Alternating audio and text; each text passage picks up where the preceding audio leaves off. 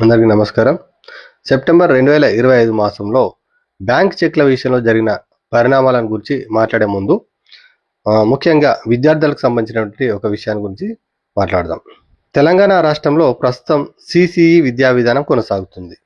ఇందులో భాగంగా ప్రతి పాఠ్యపుస్తకానికి ముందు మాట అదేనండి ఫార్వర్డు, ప్రీఫేసు, ప్రియాంబుల్, ప్రస్తావన, పీఠిక వంటి విషయాలతో ప్రతి గ్రంథానికి ఉండేటువంటి ముందు మాట పాఠ్యపుస్తకాలకు కూడా ఉంది.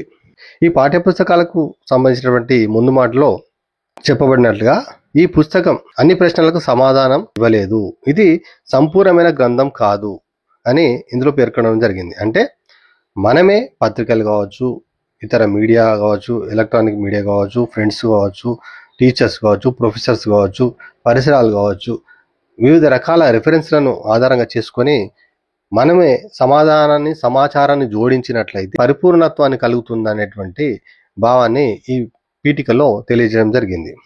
అందులో భాగంగానే అంటే ఇన్పుట్ అనేది కంప్లీట్గా ఇవ్వకుండా అవుట్పుట్ కంప్లీట్గా ఆశించడం జరిగింది. ఆగస్టు మాసానికి సంబంధించినటువంటి విద్యార్థుల పాఠ్యపుస్తకాన్ని సాంఘిక శాస్త్ర పాఠ్యపుస్తకం, ముఖ్యంగా ఆగస్టు మాసానికి సంబంధించినటువంటి 8వ తరగతి విద్యార్థుల యొక్క సాంఘిక శాస్త్ర పాఠ్యపుస్తకాన్ని తీసుకున్నట్లయితే ఇందులో ఆగస్టు మాసంలో మనీ అండ్ బ్యాంకింగ్ అనేటువంటి లెసన్ గురించి చూద్దాం. ఈ పుస్తకం చూడండి, 8th క్లాస్ సోషల్ స్టడీస్. ఈ పుస్తకం సిలబస్ను మొదటగా 2013లో ముద్రించడం జరిగింది. అనంతరం ప్రతి సంవత్సరం నూతన పబ్లిషింగ్ అనేటువంటి జరిగింది. 2014, 15, 16, 17 ఇట్లా 2025 వరకు కూడా ఈ యొక్క పాఠ్యపుస్తకం యొక్క సిలబస్లో కొన్ని మార్పులు చేసుకుంటూ దాన్ని అప్గ్రేడ్ చేసుకుంటూ రావడం జరిగింది. అయితే మొదటి పబ్లిష్లో ఉన్నటువంటి ఈ పాఠ్యాంశంలోని చెక్ అండ్ డీడీ గురించి చెప్పడం జరిగింది. మనీ అండ్ బ్యాంకింగ్ అనేటువంటి ఈ పాఠ్యాంశంలో చెక్ ఎలా రాయాలి, క్రాస్ చెక్ ఎలా రాయాలి, క్రాస్ చెక్ వల్ల లాభాలేంటి, క్రాస్ చెక్ చేసి రాసి ఇవ్వడం వల్ల ఇచ్చేవారికి ఎలాంటి ఏ విధమైనటువంటి నష్టం జరగకుండా ఉంటుంది వంటి విషయాలతో పాటుగా చర్చిస్తున్నప్పుడు వారు ఏం చేశారు, 2013లో అప్పుడున్నటువంటి ఎస్బిహెచ్ చెక్ను ఈ పాఠ్యపుస్తకంలో పబ్లిష్ చేశారు. అనంతరం 2013, 14, 15 ఇట్లా అప్గ్రేడ్ చేస్తూ కొన్ని పాఠ్యపుస్తకంలోని సిలబస్ను మార్పులు చేసుకుంటూ వచ్చారు. 2017లో ముఖ్యంగా SBH, state bank of Hyderabad అనేటువంటి బ్యాంకు సంస్థ ఎస్బిఐలో అంటే ప్రస్తుతం ఉన్నటువంటి ఎస్బిఐలో 2017లో విలీనమైంది. అనంతరం జరిగినటువంటి 2017 తర్వాత ముద్రితమైనటువంటి ఈ పాఠ్యపుస్తకంలో ఈ విషయాన్ని టెక్స్ట్లో మాత్రమే మార్చారు. అంటే ఎస్బిఐ, స్టేట్ బ్యాంక్ ఆఫ్ ఇండియాగా మార్చడం జరిగింది. కానీ కింద ఉన్నటువంటి ఇమేజ్లో చెక్కును మాత్రం ఎస్బిఐ చెక్కును మార్చి ఎస్బిఐ చెక్కుగా పెట్టడం మర్చారు. ఈ విషయాన్ని విద్యార్థులు గుర్తించాలి.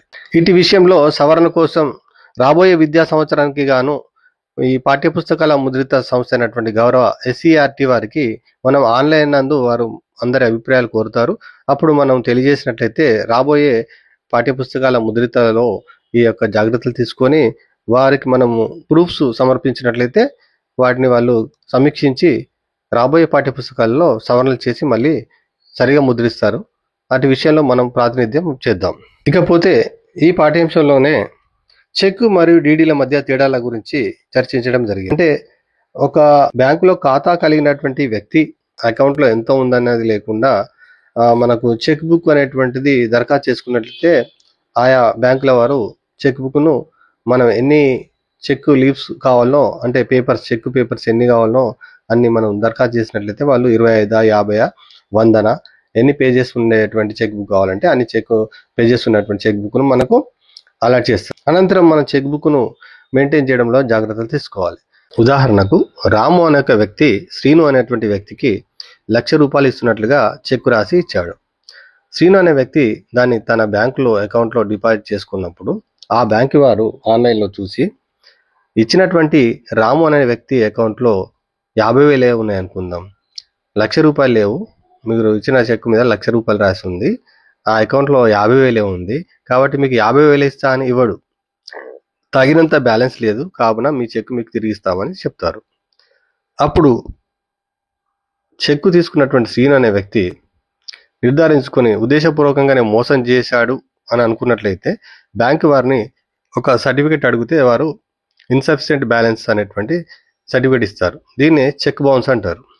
ఆ సర్టిఫికేట్ను తీసుకెళ్ళి మనం ఆ రిటర్న్ పొందినటువంటి చెక్కును ఆ సర్టిఫికేట్ని తీసుకెళ్ళి పోలీస్ కంప్లైంట్ చేసినట్లయితే అప్పుడు ఎఫ్ఐఆర్ ఫస్ట్ ఇంట్రాగేషన్ రిపోర్ట్ నమోదవుతుంది.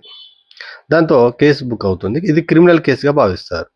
మామూలుగా కోవిడ్ కాలంలో చెక్ బౌన్స్ కేసులన్నింటినీ కూడా క్రిమినల్ కేసుల నుండి సివిల్ కేసులుగా మార్చడం జరిగింది. కారణం, ఆ రోజు లోపల వ్యాపారాలన్నీ స్తంభించిపోయినాయి. తగినంత డబ్బు చలామణి లేకపోవడం వల్ల ఉద్దేశపూర్వకంగానే కాకుండా చాలామంది యాదృచ్ఛికంగానే బౌన్స్ అయినటువంటి సందర్భాలు ఉన్నాయి. కాబట్టి ప్రభుత్వం ఈ విషయాన్ని గుర్తించి నాటి భారత ప్రభుత్వం చెక్ బౌన్స్ కేసులను క్రిమినల్ నుండి సివిల్ కేసులుగా మార్చడం జరిగింది. ఇలాంటి విషయమే ప్రముఖ సినిమా దర్శకులు రామ్ గోపాల్ వర్మ గారి విషయంలో ఇటీవల జరిగింది. అది సెప్టెంబర్ 2025లో దాని గురించి కోర్టు కేసు కూడా కావడం జరిగింది. దానికి సంబంధించి వారు ఆ ఫిర్యాదుదారుతోటి ప్రముఖ రామ్ గోపాల్ వర్మ గారు ఏకీభవించి మేము లోక్ అదాలత్ అనేటువంటి సంస్థ ద్వారా మా యొక్క సమస్యను పరిష్కరించుకుంటామని గౌరవ కోర్టుకు తెలియజేయడం జరిగింది.